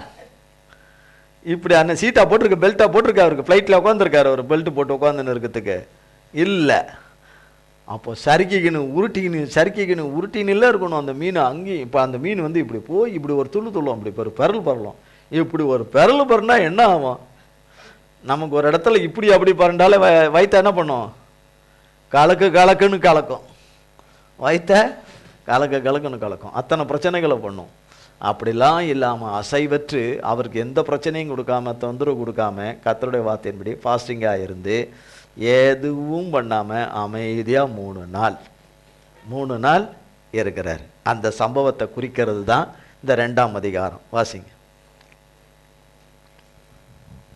என் நெருக்கத்தில் நான் கர்த்தரை நோக்கி கூப்பிட்டேன், அவர் எனக்கு உத்தரவு அருளினார். நான் பாதாளத்தின் வயிற்றிலிருந்து கூக்குரலிட்டேன், நீர் என் சத்தத்தை கேட்டீர். பாருங்க, நீர் என் சத்தத்தை கேட்டீர். எங்கிருந்து? மீன் வயிற்றுக்குள்ள இருந்து. வெளியே வரத்துக்கான வாய்ப்பே கிடையாது. அப்போ ஒவ்வொருவரும் வெளியே வர்றதுக்கு வாய்ப்பே இல்லாமல் இருக்கிறது போல இருக்கிற சூழ்நிலை, அப்படிப்பட்ட அடைக்கப்பட்ட சூழ்நிலை, காப்பாற்றப்பட முடியாத சூழ்நிலை, விடுவிக்கப்பட முடியாத சூழ்நிலை, ரட்சிக்கப்பட முடியாத சூழ்நிலை, எல்லா பிரச்சனையிலிருந்து வெளியே வர முடியாத சூழ்நிலை, அற்புதங்கள் அதிசயங்கள் நடக்க முடியாதபடி இருக்கிற ஒரு சூழ்நிலை, தேவைகள் எல்லாம் முழுமையாக சந்திக்கப்பட முடியாத ஒரு சூழ்நிலை, அவரவருக்குரியது சேரக்கூடாதபடி இருக்கிற பிரச்சனைக்குரிய சூழ்நிலை, எல்லா விதத்திலும் ரட்சிக்கப்பட முடியாத சூழ்நிலை, சகல விதத்திலும் முடக்கப்பட்டு அடைக்கப்பட்டு வழியே இல்லாமல் இருக்கிற ஒரு இடம் அது. அந்த இடத்துக்கு உள்ளே இருந்து அவர் சொல்றார், நான் கூப்பிட்டேன், எனக்கு அவர் உத்தரவு அருளினார் என்றார். அப்ப அவர் கர்த்தர் அவர்கிட்ட பேசினார் என்றார். 2ஆம் வசனத்தில் சொல்லப்பட்ட நான் கர்த்தரை நோக்கி என்ன செய்தேன்? கூப்பிட்டேன். இப்போ நம்ம பல விதமாக இருக்கோம். உடம்புல பிரச்சனை, மனசில் பிரச்சனை, எல்லா விதத்திலும் பிரச்சனை. கர்த்தரை நோக்கி கூப்பிடுறோமா? கூப்பிடுறோம், எவ்வளவோ கூப்பிடுறோம். கூப்பிட்டு அவர் ஒன்றும் சொல்கிற மாதிரி இல்லை, செய்கிற மாதிரியே தெரியலன்னு நம்ம வருத்தப்படுறோம். மனுஷர் தான், அதனால் அதை ஒன்றும் சொல்ல மாட்டார். ஆனால் அப்படி இருக்கிறோம். ஆனாலும் அவர் இறங்காமல் அவருடைய பிள்ளைகளுக்கு அவர் இரக்கம் காட்டாமல் இருக்க முடியாது. அவர் இறங்கி வராமல் இருக்க முடியாது. அவருடைய பிள்ளைகளுக்கு மறு உத்தரவு கொடுக்காமல் அவரால் இருக்க முடியாது. மாறுதரம் அவர்களுக்கு செய்யாமல் அவரால் இருக்க முடியாது. அவர்களுக்குரிய பலனை கொடுக்காமல் இருக்க முடியாது. அவர்களை மீட்க முடியாமல் இருக்க முடியாது. அவர்களை ரட்சிக்க முடியாமல் இருக்க முடியாது. அவர்களை காப்பாற்ற முடியாமல் இருக்க முடியாது. அவர் துன்மார்க்கர்களை, பிள்ளைகளுக்கு விரோதமாக இருக்கிற துன்மார்க்கர்களை அழிக்காமல் இருக்க முடியாது. அழிப்பார். தடைகளை உடைப்பார். சத்துருவின் கிரியைகளை, சூழ்ச்சிகளை எல்லாம் அழிப்பார். நம் வாழ்வின் வெட்கத்தை வேரோட புடுங்கி எரிஞ்சிருவார். வெட்கத்தை புடுங்கி எரிஞ்சிருவார். கடன் பிரச்சனையை அழித்து போடுவார். அவர் எப்படி செய்யணுமோ அப்படி செய்வார். எப்படி செய்யணுமோ அவர் வழியில் அவர் செய்வார். அப்போ நான் பாதாளத்தின் வாயிலிருந்து கூக்குரலிட்டேன், நீர் என் சத்தத்தை. அப்போ கேட்டீர்னா அவருக்கு பதில் கிடைச்சிருக்கு. உத்தரவு அருளினீர் என்றால் அவருக்கு பதில் கிடைச்சிருக்கு. கர்த்தர்கிட்ட இருந்து பதில் கிடைச்சிருக்கு. காட்சி கிடைச்சதா, அது விஷன் கிடைச்சதா, எப்படியோ கர்த்தர் எந்த விதத்திலையும் அவரோட பேசிட்டார். யாரோட? யோனாவோட பேசிட்டார். யோனா யாரு? கீழ்ப்படியாதவர். கர்த்தருடைய விருப்பத்துக்கும் சித்தத்துக்கும் மாறாக நடந்துட்டவர். கர்த்தரை விட்டு விலகி போயிட்டவர். கர்த்தரை விட்டு விலகி வெகு தூரம் போயிட்டவர். கர்த்தரை யோனாவை தேவன் அறிந்திருக்கிறதை காட்டிலும் யோனா கர்த்தரை அறிந்திருக்கிறது அதிகம் என்ற எண்ணத்தில் போயிட்டார். எண்ணத்தில் போயிட்டார். அடுத்தது 3ஆம் வசனம். சமுத்திரத்தின் நடு மையமாகிய ஆழத்திலே நீர் என்னை தள்ளிவிட்டீர். நீரோட்டம் என்னை சூழ்ந்து கொண்டது. உம்முடைய வெள்ளங்களும் அலைகளும் எல்லாம் என் மேல் புரண்டது. நான் உமது கண்களுக்கு எதிரே இராதபடிக்கு தள்ளப்பட்டேன். ஆகிலும் இன்னமும் உம்முடைய பரிசுத்த ஆலயத்தை நோக்குவேன் என்றேன். தண்ணீர்கள் எங்க இப்போ ஆலயத்தை நோக்கிறாராம்? பூமியில இருக்கும்போது நோக்கலை இவரு, வெளியில. எதுக்குள்ளேருந்து ஆலயத்தை நோக்கிறாராம்? கொஞ்சம் கேட்போம். நம்ம கல்யாண வீட்டில் அங்கே பொண்ணு மாப்பிள்ள உட்காந்துருப்பாங்கல்ல குனிஞ்சி, அந்த மாதிரிலாம் இங்கே இருக்கக்கூடாது. கர்த்தர் படத்தில் நிமிர்ந்து கர்த்தருடைய வார்த்தையை கேட்கணும். நான் எங்கேருந்து சொல்கிறாரு? மீன் வயிற்றுக்குள்ளே இருந்து கூப்பிட்றாரு. இப்போ அவரால் எதுவும் நடக்காது, எதுவும் முடியாது, இனி நம்மளால் தப்பிச்சு வெளியே வர முடியாது, நம்ம கெதி அவ்வளோதான்னும் போது எங்கே கூப்பிட்றாரு? மீனுக்குள்ளேருந்து கூப்பிட்றாரு. மீனுக்குள்ளேருந்து அறிக்கை பண்ணுறாரு.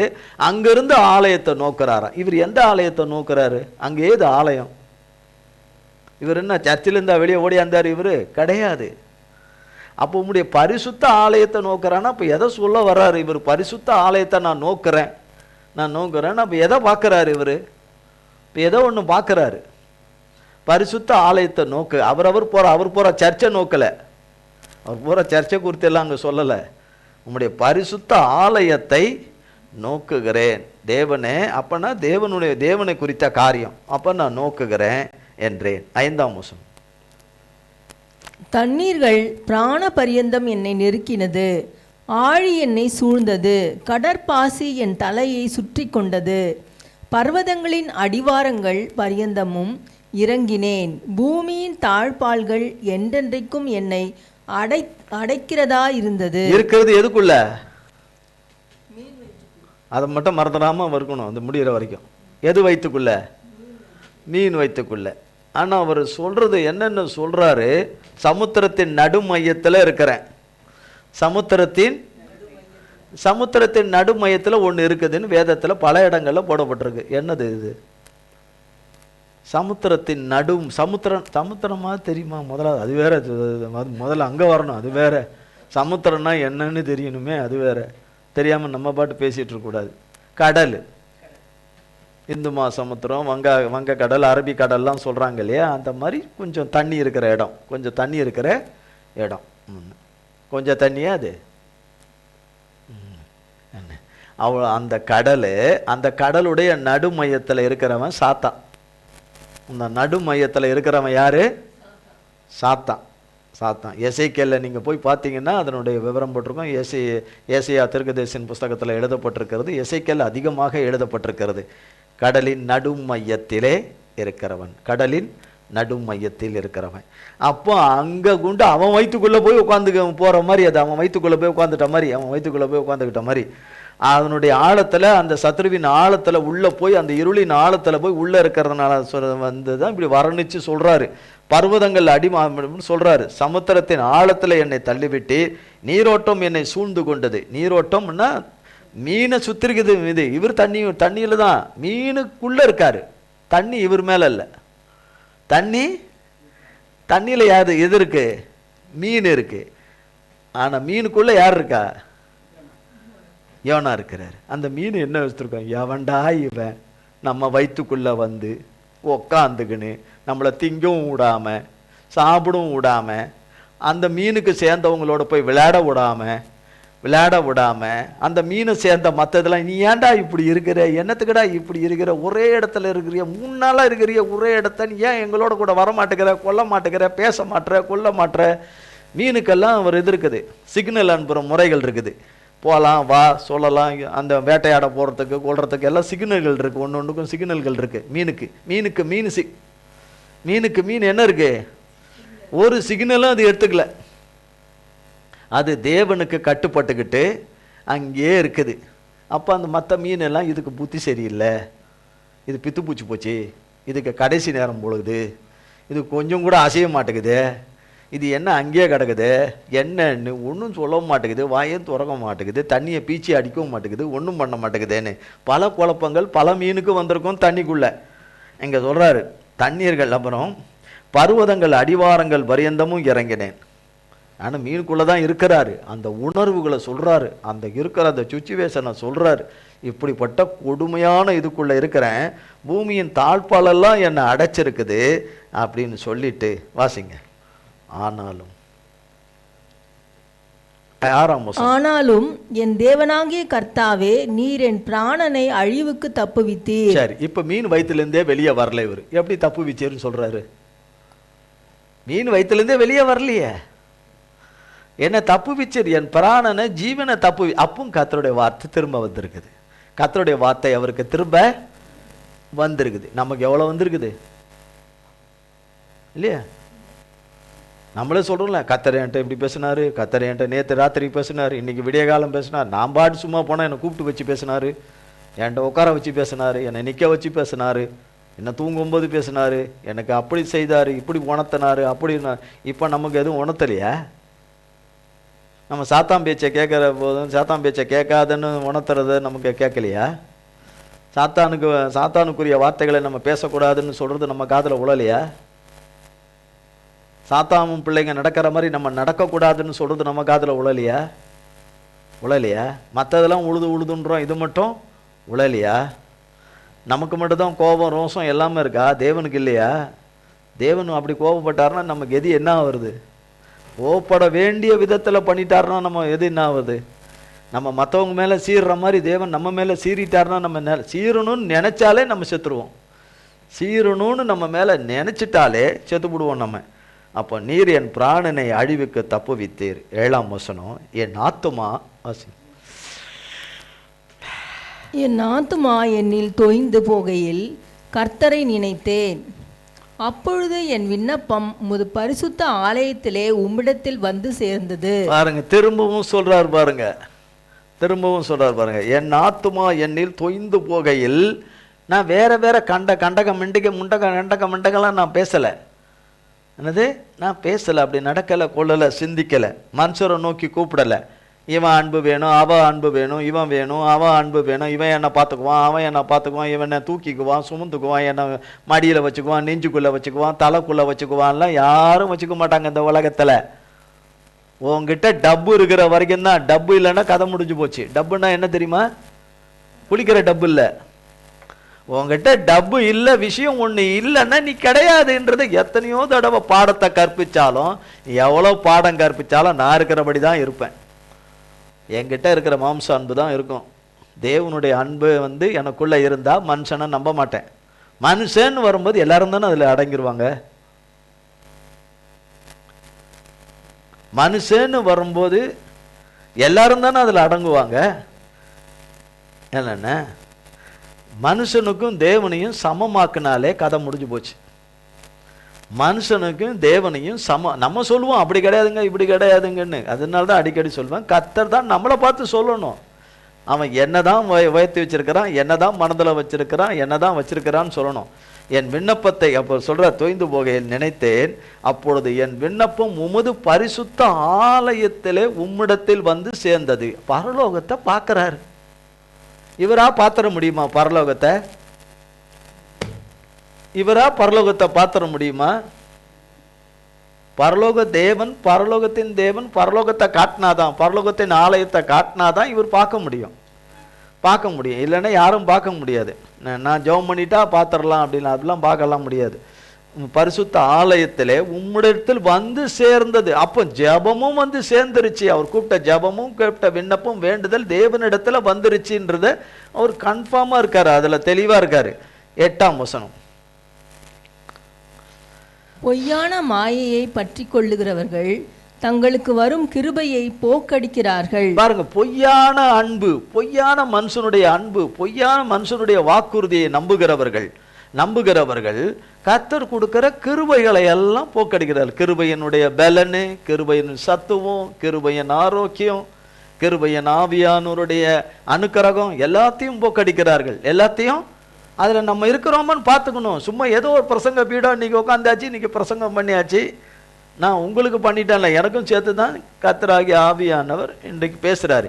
என்னால் வாயை திறந்து பேசவே முடியாது.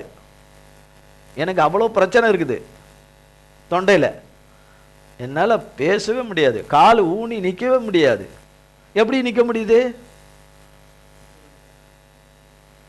என்னுடைய சூழல்ல நின்று பார்த்தீங்கன்னா தான் தெரியும். எதுவுமே பண்ண முடியாது, ஒன்றும் பண்ண முடியாது. ஒரு ஆரோக்கியம் ஒன்றும் கூட இல்லை. ஆனால் எப்படி வந்துடுது ஆரோக்கியம்? எப்படி வருது? ஆரோக்கியத்தின் ஊற்று அவர் தான், பலத்தின் ஊற்று அவர் தான். எங்கிருந்து வருது? நான் மற்றவங்க காட்டிலும் சிறப்பான ஆளா கிடையவும் கிடையாது. எல்லாரும் போல உள்ள அருகதை இல்லாத நீசன்ல நானும் ஒரு நீசன், பிரதானமான நீசன். அப்போ எங்கிருந்து இந்த வருது? எங்கிருந்து இயற்கைக்கு அப்பாற்பட்ட இந்த பலன் வருது, இந்த சத்துவம் வருது? என் மனதளவில் அப்படி பார்த்தா எரிமலை வெடிக்கிற மாதிரி வெடிச்சிடணும். டமீர் டமீர் டமீர்னு எல்லாமே வெடிச்சிடணும். உள்ள இருக்கிறது அத்தனையும் வெடிச்சிடணும். எதுவுமே இல்லை. அதெல்லாம் அவர் இருக்கார். எல்லாவற்றாலும் நிரப்புகிறார், எல்லாவற்றாலும் நொடிப்பொழுதில் செய்து முடிக்கிற சர்வ வல்லமுள்ள தேவனுடைய வார்த்தை இருக்குது. அவர் ஆவி இருக்கு, அவர் தந்த அபிஷேகம் இருக்கு, அவர் தந்த எண்ணெய் இருக்குது, அவர் ஊத்தின தைலம் இருக்குது. அவர் தைலமும் அவர் தான், எண்ணெயும் அவர் தான், அந்த அபிஷேகமும் அவர் தான், அந்த ஆவியும் அவர் தான், அந்த வார்த்தையும் அவர் தான், அந்த வசனமும் அவர் தான், அந்த வெளிச்சமும் அவர் தான். அப்போ அது உங்களுக்கு மட்டும் ஏன் இல்லை? உங்களுக்கு நான் தரமாட்டேன், நான் எங்கேயாவது எழுதி வச்சிருக்கிறாரு? எங்கேயாவது எழுதி வச்சிருக்கிறாரு? கிடையவே கிடையாது. அப்படிலாம் எங்கேயும் எழுதலை. கேட்குற எல்லாருக்கும் கொடுக்குறாரு. ஆனால் அழைத்த அழைப்பும் தெரிந்து கொள்ளுதலுக்கு என்ன கொடுக்கணுமோ அதை தான் கொடுப்பாரே தவிர, அதை அழைக்காதவங்களுக்கு, தெரிந்து கொள்ளாதவங்களுக்கு அதை கொடுக்க மாட்டார். அது கொடுக்க மாட்டார், அது வேற. மற்றபடி கிருபையா எல்லாவற்றையும் கொடுப்பார் கர்த்தர். ஆவியானவர் அருமையா வருவார். ஏன் அது இல்லை? நாம நிறைய மிஸ்டேக் தொடர்ந்து பண்ணிக்கிட்டே இருக்கிறோம். நம்ம வாய், நாக்கு, உதடு, நம்ம மூளை, நம்ம கை, கண்ணு வேண்டாததை, கர்த்தருக்கு பிரியமில்லாததை நடக்கிறதுனால தான் சப்பிட்டு போயிடுறோம். ஒரு பழத்தை சாப்பிட்டுட்டு கொட்டையை தூக்கி வீசின மாதிரி வீசிட்டு போயிடுறான் சாத்தான். மனுஷர்களை கொண்டு வந்து வீசிட்டு போயிடுறான். மனுஷரை குறித்த அபிப்பிராயம் உள்ள சாகலைன்னா, மனுஷன் மேலே இருக்கிற அந்த பற்றுகள் சாகலைன்னா, நேத்தமும் மண்ணுக்கு போகிற வரைக்கும் இந்த பிரச்சனை தீராது. இருந்துக்கிட்டே இருக்கும், இருந்துக்கிட்டே இருக்கும், இருந்துக்கிட்டே இருக்கும், இருந்துக்கிட்டே இருக்கும்னு சொல்லிட்டு எத்தனையோ முறை வயிற்றால போன காரியங்கள்லாம் எவ்வளவோ இருக்கு. ஒரு நாளில் எவ்வளவோ சுகவீனங்கள், எவ்வளவோ வந்த நாட்கள் நிறைய இருக்கு. 5 நிமிஷத்துக்கு மேலே நம்மளால் இருக்க முடியாது. அவ்வளோ நம்மளை நாமே அசிங்கம் பண்ணிக்கணும் நிறைய. அவ்வளோலாம் இருந்தது. அவ்வளவு இருந்தாலும் இது எனக்கு நிரந்தரம் கிடையாது. இதில் கர்த்தர் என்னை மீண்டு வரும்படி செய்வார். எனக்கு இதில் அற்புதமான சுகத்தை கொடுப்பார், அற்புதமான சுகத்தை கொடுப்பார். நிற்க பலனே இல்லை, சரீரத்தில் பலனே இல்லை, 2 பேர் பிடிச்சி தான் கூட்டின்னு போனோம். அதெல்லாம் கிடையாது, அது நான் கிடையாது. அது நான் கிடையாது. இது எவனோ யாராவது, நான் கிடையாது, நான் கிடையாது, என்னை மன்னிச்சிருங்க, நான் கிடையாது, நான் கிடையாது, நீங்கள் எனக்குள்ளே வாங்க, நீங்கள் எனக்குள்ளே வாங்கன்னு அதையெல்லாம் கடந்து வந்து அதை காட்டிலும் இன்னும் 1000 மடங்கு அதை விட கொடுமையானதாக இருக்குது இப்போ இருக்கிறது. அத்தனை கொடுமையிலையும் அவருடைய பலன் இருக்கு. அப்போ அது உண்மையாக நடந்தால் தானே இருக்கும். உண்மையாக கர்த்தரை நேசித்தா தானே, கர்த்தர் மேலே அன்பு கூர்ந்தா தானே, அன்பு கூர்ந்தா தானே. நம்மளுடைய அன்பில் நிறைய பாகுபாடு இருக்குது. நாம் மனுஷர் காட்டுகிற அன்பில் பாகுபாடு இருக்குது. அது கர்த்தருக்கு பிடிக்காதது. ஆனால் கர்த்தர் நமது பேரில் காட்டுற அன்பில் பாகுபாடு கிடையாது. நிறம், உருவம், உயர்ந்தவங்க தாழ்ந்தவங்கன்னு மனுஷருக்குள்ளே சொல்லி கொள்வது, உயர்குலம் தாழ்ந்த குலம், அந்த குலம் இந்த குலம்னு சொல்லி கொள்வது, பணம் உள்ளவன் பணம் இல்லாதவன், பரதேசி திக்கற்றவன் அனாதை, அப்படிலாம் இவனுக்கு ஒரு அன்பு அவனுக்கு ஒரு அன்பு அப்படிலாம் கிடையாது. எல்லாருக்கும் ஒரே அன்பு தான், கிறிஸ்து இயேசுவின் அன்பு. அப்போ அந்த அன்பை ஏன் புறக்கணிக்கணும்? அப்போ அந்த அன்பு தானே நான் மற்றவங்களுக்கு கொடுக்கணும். இப்போ எனக்கு ஒரு தடி இருக்குது, எனக்கு கொஞ்சம் முடியல, எனக்கு ஒரு தடி இருக்குது கையில். தடின்னா அதான் தெரியுமா? தடின்னா என்னன்னு? ஊன்றுகோல். அந்த ஊன்றுகோலில் வர்றோம். நான் சரியாக வைக்கல, அந்த ஊன்றுகோலை சரியாக கையாளலை. எனக்கு கோவம் வருது, கோவம் வந்து ஊன்றுகோலை தூக்கி எட்டி விட்டுறேன், எட்டி அடிச்சிட்றான், அந்த ஊன்றுகோலை தூக்கி வீசிடுறேன் பா அடி. அந்த ஊன்றுகோலை தான் நைட்டும் பகலும் ஒத்தாசையாக இருக்குது. அந்த ஊன்றுகோல் தான் ஒத்தாசையாக இருக்குது. இப்போ தூக்கி போட்டாச்சு, அது போய் எங்கேயோ தூர விழுந்துட்டு இப்போ ஐயோ ஐயோ தூக்கி வீசிட்டானே. யோசிக்காமல் அந்த ஊன்றுகோலை என்ன செஞ்சிட்டேன்? அது என்ன பெரிய இது, இந்த ஊன்றுகோலால் தான் நான் நிற்கிறேனா, இந்த ஊன்றுகோலால் தான் நான் நடக்கிறேனா, இந்த ஊன்றுகோலால் இல்லாமல் என்னால் இருக்க முடியாதா அப்படின்னு சொல்லிட்டு ஊன்றுகோலை தூக்கி அடிச்சிருந்தா மனுஷரை, நமக்கு ஊன்றுகோல் போல இருக்கிற மனுஷர்களை தூக்கி வீசிட்டோம்னா எப்படி நடப்போம்? அந்த தூக்கி வீசின இடத்துக்கு எப்படி போவோம்? அதை எடுக்க எப்படி போவோம்? அதை எடுக்கிறதுக்கு எப்படி போவோம்? தேவன் நம்மோடு கூட பேசினா அதுக்கு நன்றி சொல்லணும். தேவன் நம்மோடு கூட இடைப்பட்டா நன்றி சொல்லணும். தேவன் நம்மை சரிப்படுத்தினா ஸ்தோத்திரம் சொல்லணும் இல்லையா? இந்த தேவன் நம்மளை புட்டு வைக்கிறாரா, நம்மளை போட்டு விடுறதுக்கு அவர் மனுஷனா, பகைஞ்சனா? கிடையவே கிடையாது. உமது கோலும் என் தடியும் என்னை தேற்றம் தான் வேதத்தில் இருக்குது. அப்போ மனுஷரையும் நமக்கு தடி மாதிரி கொடுத்துருக்கிறாரு ஒத்தாசையா. எல்லாவற்றுக்கும் மேலே அவர் வசனத்தை கொடுத்துருக்கிறாரு, அவர் நாமத்தை கொடுத்துருக்கிறாரு, எனக்கு தடியும் கோலுமா கொடுத்துருக்கிறார். ஏன்னா நான் மரண இருளின் பள்ளத்தாக்கில் போகும்போது இதுதான் எனக்கு உதவி செய்யும், என்னை அதிலிருந்து கடந்து வர்றதுக்கு எனக்கு உதவி செய்யும். அப்போ என்னென்ன விதத்தில் கிருபைகளை எல்லாம் போக்கடிக்கிறார்கள் என்று தான் யோனா சொல்கிறாரு. கீழ்ப்படுகிற யோனா இல்லை, கீழ்ப்படியாமல் போய் இப்போ கர்த்தரை நோக்கி மன்னிப்பு கேட்டு கதறிட்டு கிடக்கிற யோனா தான் சொல்கிறார். 9ஆம் வசனமும் 10ஆம் வசனம். நானோவெனில் துதியின் சத்தத்தோடே உமக்கு பலியிடுவேன், நான் பண்ணின பொருத்தனையை செலுத்துவேன், ரட்சிப்பு கர்த்தருடையது என்றான். பாருங்க, நானோ துதியின் சத்தத்தோடு உமக்கு பலியிடுவேன். எங்க மீன் வயிற்றுக்குள்ளே இருந்துங்கன்னு. இந்த மீன் என்ன நினச்சிக்க, என்ன கத்தினேக்கிறான் உள்ளே இருந்துங்கன்னு. இந்த மீன் நினச்சிருக்கேன் என்ன உள்ளேருந்து கத்தினே இருக்கிறான். அப்போ வெளியே எவ்வளோ கத்திருப்பான், இவன் கத்தின்னு கிடப்பான். அதனால தான் அவனை உள்ளே தள்ளிட்டார் போல இருக்கீங்க. அதுலேயும் நம்ம மாட்டணுமே, நம்ம அந்த எல்லா மீனை விட அந்த மீனை தான் தேர்ந்தெடுத்துக்கிட்டார். மீன் கடலில் லட்சக்கணக்கில் இருக்குது, கோடி கணக்கில் இருக்குது. அதுவும் இந்த பிரம்மாண்டமான மீன்கள் நிறைய வச்சுருந்துருக்கிறார். இன்னும் உண்மை அது ஆராய்ச்சியாளர்கள் கண்டுபிடிச்சே சொல்லியிருக்கிறாங்க. உண்மையிலே அப்படிப்பட்ட மீன் இருக்குதுன்னு. 60 அடி நீளம், 30 அடி அகலம், 72 அடியெல்லாம் கண்டுபிடிச்சிருக்காங்க. அப்போ இந்த மீன் ஏசுருக்கேன்ல, இவன் என்ன உள்ளே இருந்து இவன் பாட்டு கத்தினுங்கிறான், பணத்தினுங்கிறான், கத்துன்னு கத்துறான், உள்ளேருந்து கத்துன்னு கத்துறான். கத்துற நோக்கி தான் கத்துறான்னு தெரியும் மீனுக்கு. கத்து அது உருப்படியா நீ மேலே இருக்கும்போது பண்ணியிருக்கலாம்ல, கப்பலில் இருக்கும்போது பண்ணியிருக்கலாம்ல, அட்லீஸ்ட் கப்பலில் இருக்கும்போது பண்ணியிருக்கலாம்ல, தரையில் இருக்கும்போது அது நீங்கள் நான் பண்ணியிருக்கலாம்ல.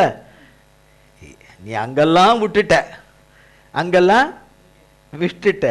என்னையும் வேலை செய்யாமல் விட்ட, என்னையும் சோத்துங்காமல் விட்ட.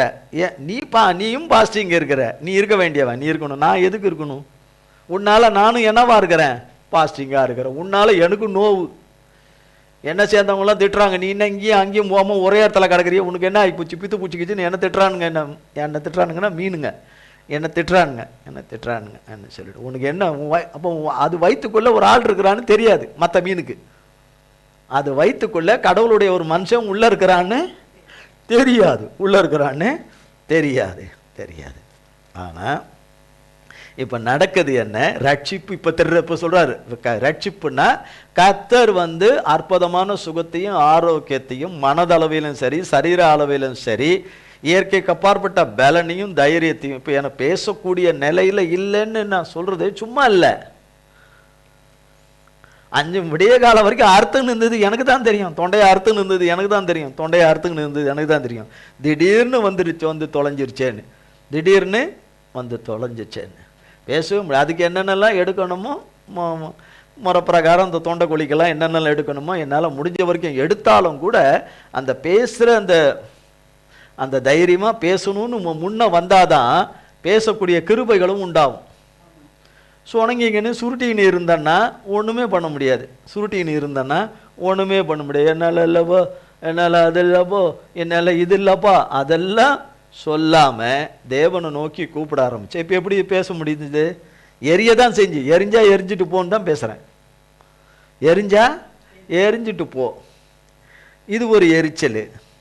எல்லாவற்றுக்கும் மேலே இருக்கிற சாத்தானுடைய மனுஷருடைய எரிச்சல்ல இது எரியுது. பேசக்கூடாதுன்னு எரியுது.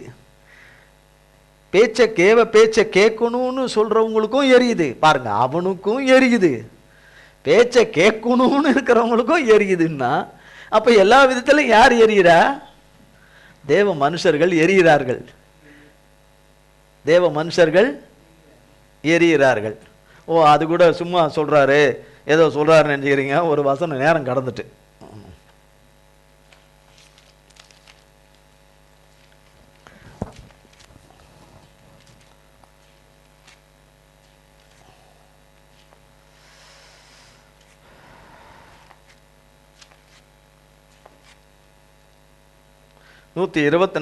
சங்கீதம் வாசிக்கிறேன். 1 மனுஷர் நமக்கு விரோதமாக எழும்பினும் போது கர்த்தர் நமது பக்கத்தில் இராவிட்டால், கர்த்தர் தாமே நமது பக்கத்தில் இராவிட்டால் அவர்கள் கோபம் நம்மேல் எரிகையில் நம்மை உயிரோடு விழுங்கியிருப்பார்கள். போட்டிருக்கா? 24 மணி நேரமும், வாரத்தில் 7 நாளும், மாசத்துல 30 நாளோ 31 நாளோ, வருஷத்துக்கு 12 மாசம், பிறகு அநேக வருஷங்கள் இப்படியா எரியிறான்னா, ஒருத்தங்க தேவ பிள்ளைகள் எரியிறாங்கன்னா எப்படி இருக்கும்? அவங்க எரிஞ்சுக்கினே இருந்தாங்கன்னா அவங்க கிட்ட இருந்து என்ன சுகம் இருக்கும்? அவங்களுக்கு என்ன பலன் இருக்கும்? அவங்களுக்கு என்ன தைரியம் இருக்கும்? என்ன வில் பவர் இருக்கும்? எதுவுமே இருக்காது. எந்த சத்துவம் இருக்கும்? எந்த நம்பிக்கை இருக்கும்? எதுவுமே இருக்காதுல்ல. அதெல்லாம் எப்படி அழியாம இருக்குது உயிரோட? யாரால?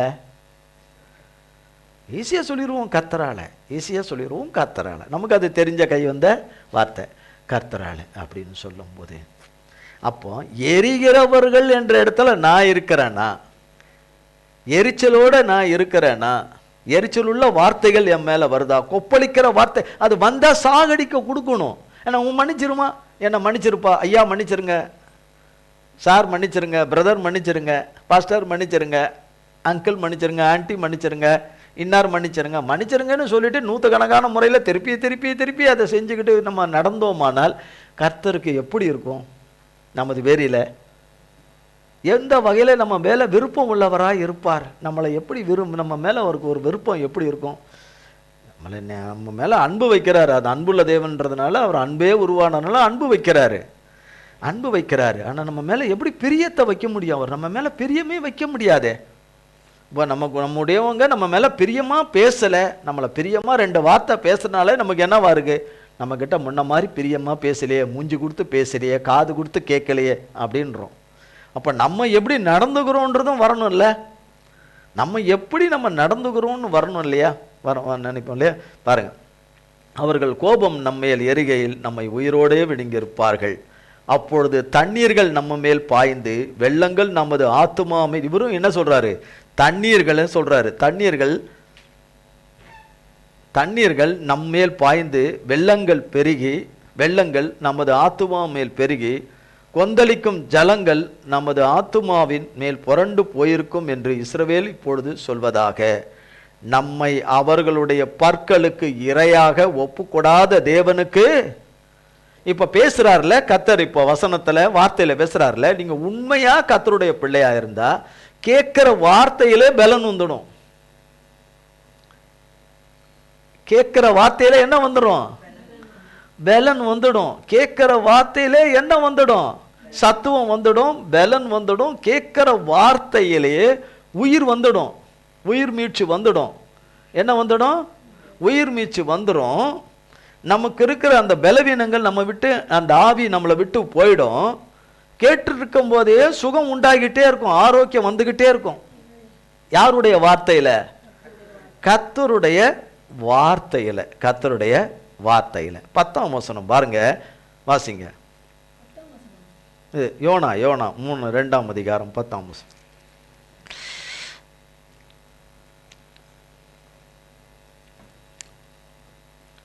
நான் வாசிக்கிறேன். கர்த்தர் மீனுக்கு கட்டளையிட்டார், அது யோனாவை கரையிலே கக்கி போட்டது. கர்த்தர் மீனுக்கு கட்டளையிட்டார். சொன்னாரோ இல்லையோ மீனுக்கு, அப்பா இவனை முதல்ல கொண்டு போய் வெளியே தள்ளிடுவோன்னு சொல்லிட்டார். இவனை வெளியே கொண்டு போய், இப்ப சாத்தான் வாயில இருந்த நீ, சாத்தான் வாயில இருந்த நீ, இப்போ உன்னை என்ன பண்ணிட்டாரு? சாத்தான் வாயிலிருந்து இப்ப வெளியே எடுத்து விட்டுருக்கிறாரு. திரும்ப சாத்தான் வாய்க்குள்ள என்ன செய்திடாத, உயராத. நேற்று காலையில் அவ்வளோ அருமையான சத்தியம், சாயங்காலம் ரொம்ப அருமையாக கர்த்தர் ஆவியானவர் பேசினார், ரொம்ப அருமையாக கொடுத்தாரு, கேட்காம விட்டுட்டோம் அப்படின்னு சொல்லிட்டு. எவ்வளோ அருமையான, ரொம்ப வார்த்தையில் சொல்ல முடியாதபடி பேசினார். வாயிலேருந்து வெளியே எடுத்துட்டார். ஒவ்வொருத்தருக்கும் ஒவ்வொரு விதமாக வாயிலேருந்து, சாத்தான் வாயிலேருந்து வெளியே கொண்டாந்துட்டார். கொண்டாந்து கக்கி போடுன்னு கட்டளை கொடுத்தார்.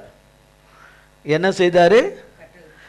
நீ ஆண்டவரே, உம்மை நோக்கி கூப்பிட்டேன், நீர் என் கூப்பிடுதலின் சத்தத்தை கேட்டீர், எனக்கு பதில் கொடுத்தீர், எனக்கு சில காட்சிகளை கொடுத்தீர், அதன்படியே செய்யும்படியா என்ன செஞ்சிட்டீரு?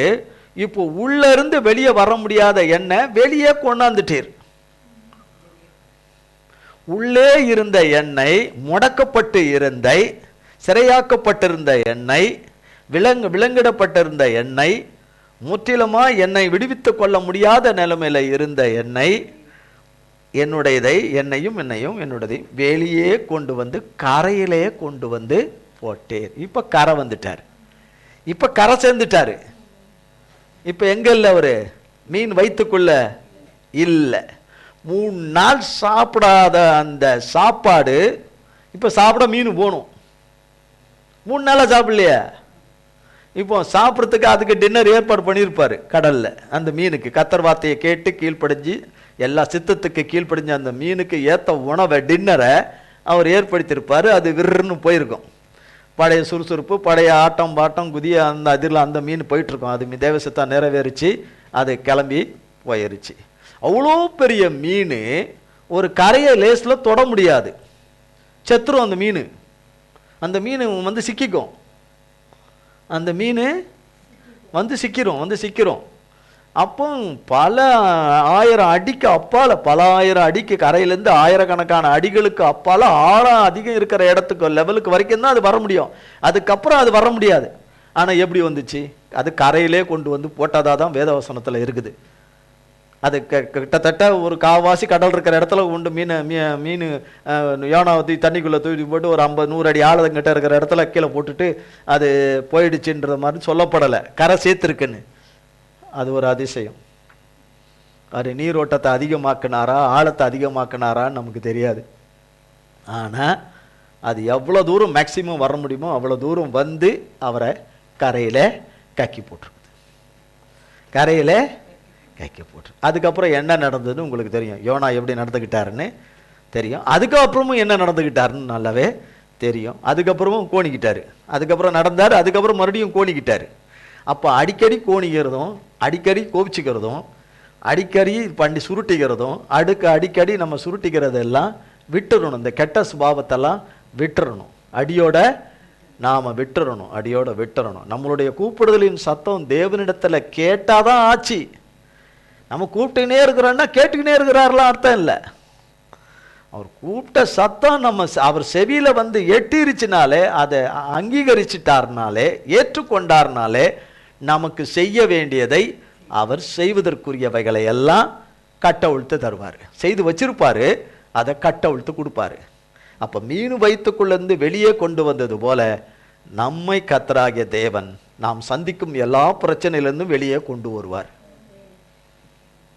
வெளியே கொண்டு வருவார்.